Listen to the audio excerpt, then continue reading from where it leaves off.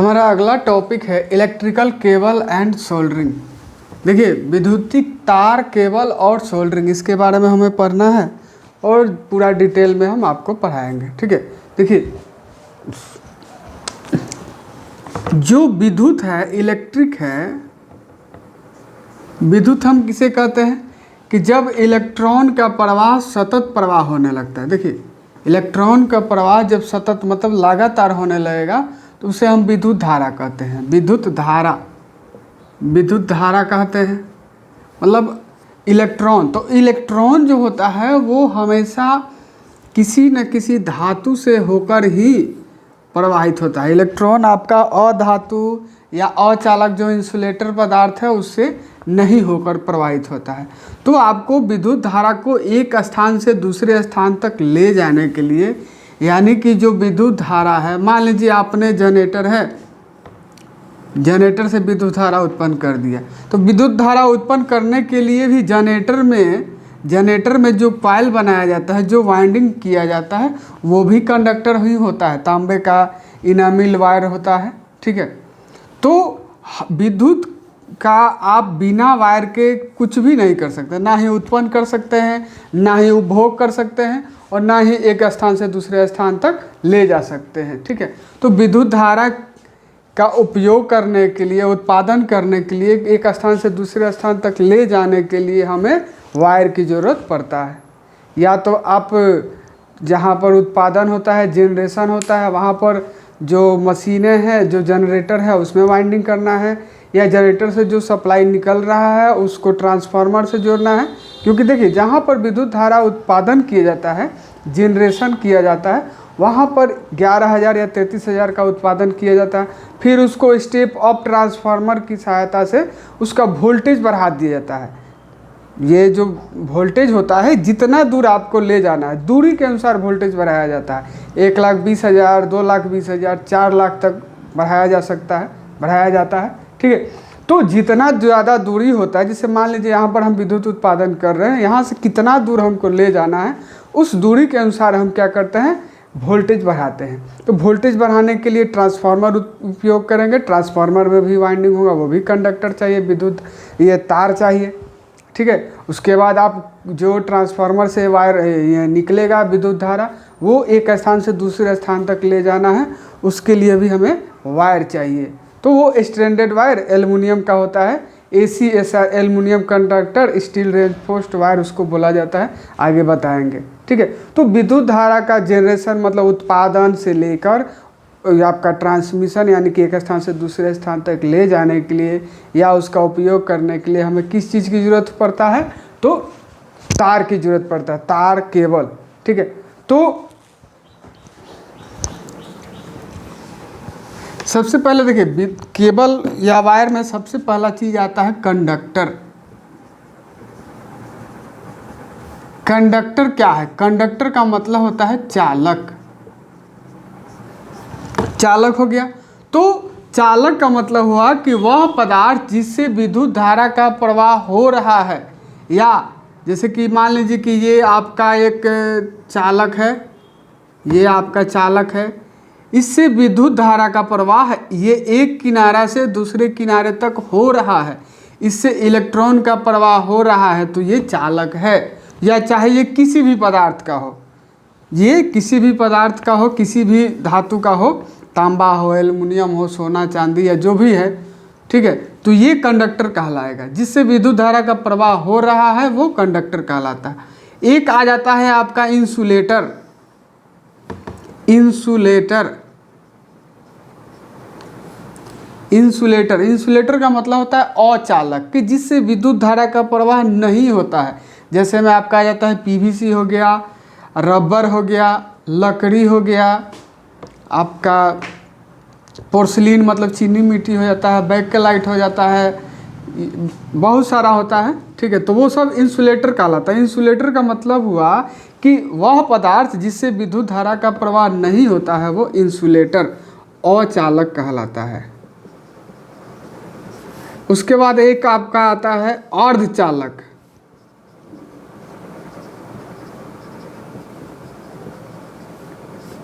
अर्धचालक इसको कहा जाता है सेमीकंडक्टर,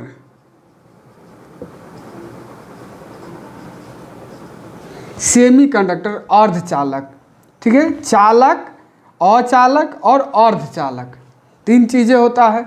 चालक का मतलब हो गया जिससे विद्युत धारा का प्रवाह होता है। अचालक इंसुलेटर का मतलब हो गया कि जिससे विद्युत धारा का प्रवाह नहीं होता है, वो अचालक हो गया। अर्धचालक का मतलब हो गया कि वह पदार्थ जिससे एक निश्चित विद्युत धारा तक, मतलब मान लीजिए 5 एम्पीयर तक इससे अगर विद्युत धारा प्रवाह किया जाता है तो ये अचालक है, इससे विद्युत धारा का प्रवाह नहीं होगा 5 एम्पीयर तक, कैपेसिटी के अनुसार होता है। अब जैसे ही हम 6, 7, 8 तक मान लीजिए सहन कर लिया, 10 एम्पीयर का विद्युत धारा हम इससे देते हैं तो इससे विद्युत धारा का प्रवाह होने लगता है, तो ये क्या कहलाता है? अर्धचालक।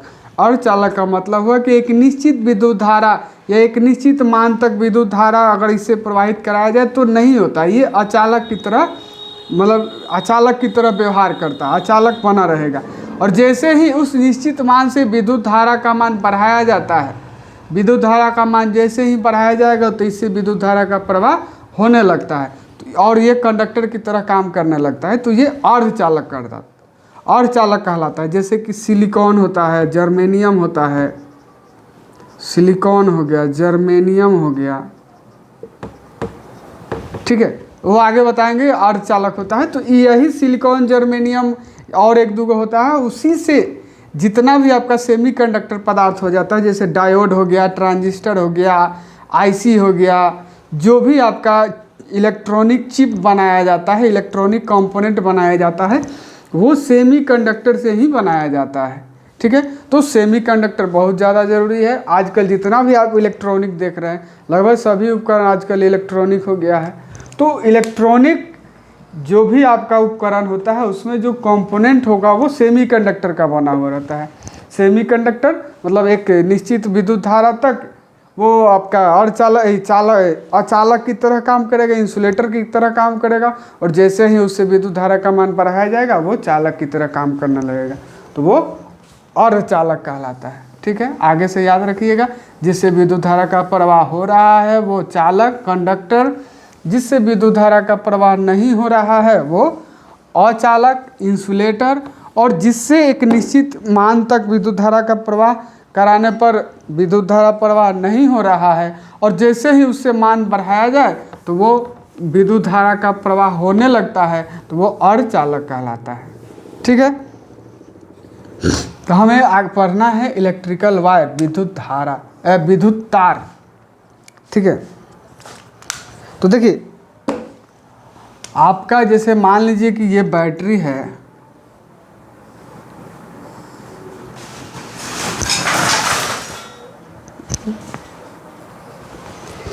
ये आपका बैटरी है, हमने एक स्विच लगाकर एक लैंप को जलाया है। तो देखिए क्या है कि जब तक अगर हम ये वायर से यहाँ पर कनेक्शन नहीं कर रहे हैं तो ये लैंप जलेगा नहीं जलेगा।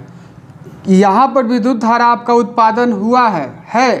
अब इसको जब तक लैंप के अंदर से हम प्रवाहित नहीं कराएंगे, ये लैंप या जो भी है, लैंप हो या आप यहाँ पर पंखा लगा दीजिए, यहाँ पर कोई भी उपकरण लगा दीजिए, तो इससे विद्युत धारा का प्रवाह कराएंगे तब ये आपका उपकरण चलेगा।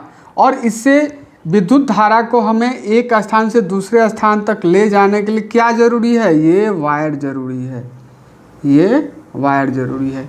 तो तार किसी कहा जाता है कि विद्युत धारा को एक स्थान से दूसरे स्थान तक प्रवाहित होने के लिए जो मार्ग बनाता है या मार्ग है, विद्युत धारा को एक स्थान से दूसरे स्थान तक जाने के लिए जो मार्ग देता है, रास्ता बनाता है, वो आपका वायर कहलाता है, कंडक्टर कहलाता है।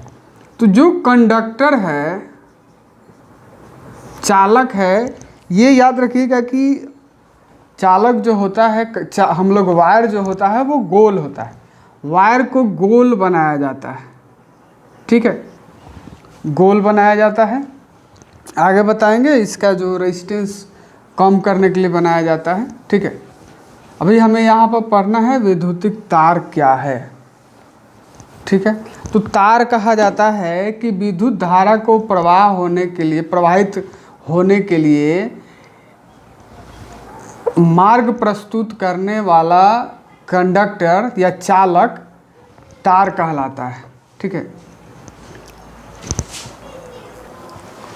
तो देखिए कह रहा है कि विद्युत धारा के सतत प्रवाह के लिए मार्ग प्रस्तुत करने वाला वृत्तीय कटाक्ष वाला नंगा या इंसुलेशन युक्त चालक तार कहलाता है। देखिए चालक का मतलब होता है जिससे विद्युत धारा का प्रवाह होता है, वो कैसा है पता नहीं है, कोई भी धातु का अगर है वो तो वो चालक कहलाएगा जिससे विद्युत धारा का प्रवाह होता है।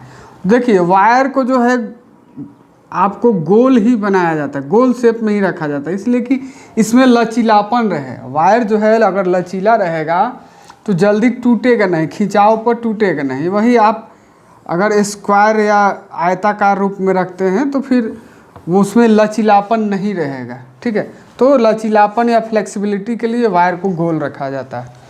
तो अगर वो नंगा चालक है, नंगा का मतलब हो गया कि उस पर इंसुलेशन नहीं चढ़ा हुआ है, ऐसे ही है जैसे आप जो देखते हैं अपने गांव में पोल पर जो एल्युमिनियम वाला वायर होता है वो नंगा ही होता है। ठीक है, तो वो भी वायर कहलाता है। इंसुलेशन वाला मतलब केबल है, इंसुलेशन अगर चढ़ा है वो भी तार कहलाएगा। तो देखिए विद्युत धारा के सतत प्रवाह के लिए मार्ग प्रस्तुत करने वाला वृत्तीय कटाक्ष, वृत्तीय मतलब गोल, वृत्तीय कटाक्ष वाला नंगा या इंसुलेशन युक्त चालक तार कहलाता है। ठीक है, अब ये आपका किसी भी प्रकार का हो सकता है, या तो सिंगल कोर वाला हो सकता है या आपका 3 कोर, मल्टी कोर, 3 कोर में भी हो सकता है, सिंगल कोर में भी हो सकता है, आपका मल्टी कोर मतलब 5, 6, 7 जितना भी हो, जैसा ज़रूरत होता है उसके अनुसार ये केबल कोर रखा जाता है। 3 कोर है यानी कि RYB 3 फेज के लिए है, वही 4 कोर हो गया आपका RYB 3 फेज, और एक न्यूट्रल के लिए हो गया 4। अब किसी किसी में 5 हो जाएगा, 3 फेज, एक न्यूट्रल और एक अर्थिंग। ठीक है, तो ये अलग अलग प्रकार का होता है। ठीक है, अब देखिए अब एक होता है स्ट्रैंडेड वायर। स्ट्रैंडेड वायर का मतलब हो जाता है कि पतला पतला वायर को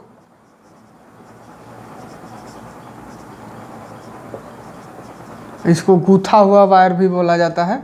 स्ट्रैंडेड वायर जो होता है ये क्या होता है कि पहले भी बताए हैं कि पतला पतला वायर को क्या किया जाता है, गूंथ के लपेट के बनाया जाता है रस्सी की तरह। जैसे आप एल्युमिनियम का जो वायर होता है ना वो ऐसे रहता है, एक के ऊपर एक लपेटा हुआ रहता है, एक के ऊपर एक लपेटा हुआ रहता है। इससे क्या होता है, इसका फ्लेक्सिबिलिटी बहुत ज़्यादा ही बढ़ जाता है, फ्लेक्सिबिलिटी ज़्यादा बढ़ जाता है, तो हम इसे स्ट्रैंडेड वायर कहते हैं, स्ट्रैंडेड वायर कहते हैं। और सॉलिड वायर के अपेक्षा स्ट्रैंडेड वायर में क्या होता है, लचीलापन ज़्यादा होता है। लचीलापन का मतलब होता है कि अगर इसमें खिंचाव होता है तो ये टूटेगा नहीं। ठीक है, और वही अगर सॉलिड रहेगा तो फिर टूट जाता है। जैसे आप कभी कभी देखिएगा जो सिंगल एक कोर वाला जो तार होता है एल्युमिनियम का या कॉपर का, वो एकदम सॉलिड होता है, इसमें लचीलापन नहीं होता। अगर इसको मोड़ना है तो मोड़ने और खोल सीधा करने में ही ये टूट जाता है। ठीक है, और वही जो अलग अलग पतला पतला कोर वाला होता है, जैसे आप एक ही वायर ले लीजिए, ये वायर जो आप घर में यूज करते हैं, इसमें देखिएगा पतला पतला बहुत सारा 20, 50, 100 बहुत ही पतला पतला इसमें वायर भरा हुआ रहता है और उसके ऊपर इंसुलेशन चढ़ाया हुआ रहता है। क्यों? क्योंकि ये पतला पतला वायर यूज करने से एक तो ये वायर की फ्लेक्सिबिलिटी बढ़ गया, दूसरा आपका देखिए जैसे मान लीजिए ये हो गया, एक ये सॉलिड वायर हो गया, अगर ये सॉलिड वायर टूटता है तो इससे विद्युत धारा का प्रवाह रुक जाएगा। और ये पतला पतला इसमें बहुत ज़्यादा कोर है, तो अगर 1, 2 कोर 5 थोड़ा कट भी जाता है तो भी इससे विद्युत धारा का प्रवाह होते रहेगा। तो ये सब फायदा होता है। आपका सॉलिड वायर है तो एक ही बार में ये टूट गया, ये जो स्ट्रैंडेड वायर है तो इसमें टूटने का तो कम संभावना रहता है, अगर थोड़ा कट भी जाता है तो भी विद्युत धारा का प्रवाह होते रहेगा। ठीक है, तो स्ट्रैंडेड वायर के लिख सकते हैं एक से अधिक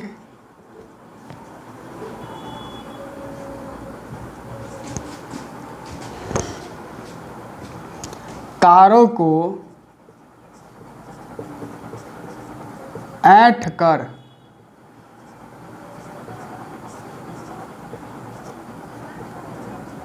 बनाए गए वायर को स्ट्रैंडेड वायर कहा जाता है।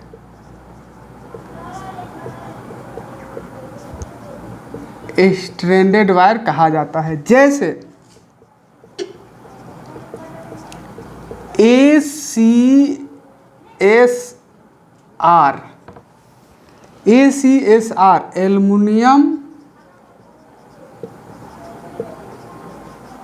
कंडक्टर स्टील रेनफोर्स्ड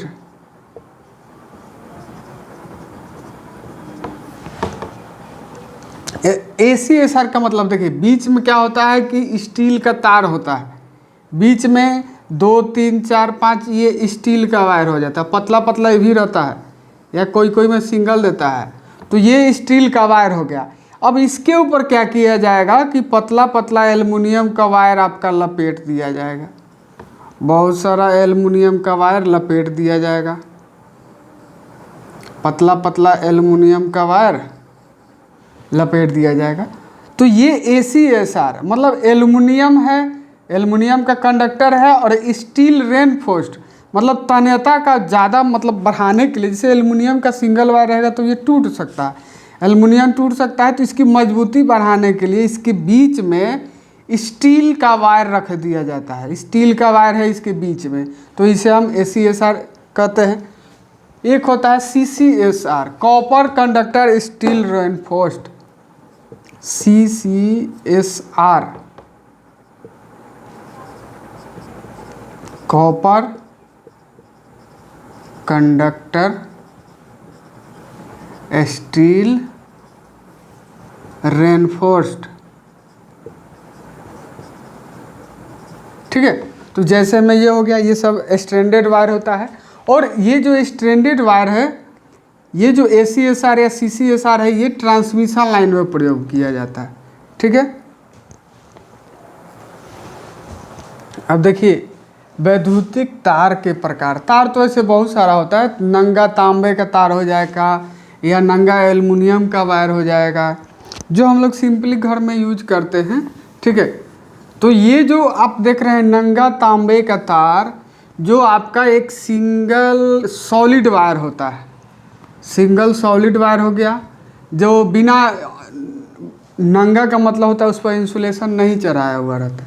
तो ये जो नंगा तांबे का तार होता है, इसका प्रयोग हम लोग करते हैं कहाँ पर, ये आपका अर्थिंग वायर के रूप में घरों में करते हैं, घरों में अर्थिंग वायर के रूप में करते हैं, या कहीं भी अर्थिंग वायर के रूप में करते हैं। इससे ऐसे हम फेज या न्यूट्रल वायर तो घरों में नहीं चढ़ा सकते हैं, क्योंकि इसके ऊपर इंसुलेटर नहीं होता है। या तो हम ट्रांसमिशन लाइन में प्रयोग कर सकते हैं, तो ट्रांसमिशन लाइन में CCSR का प्रयोग किया था, कॉपर कंडक्टर स्टील रेनफोर्स्ड। जो रेलवे का होता है ना 25 kVA वाला वायर, 25 kVA का, वो CCSR होता है।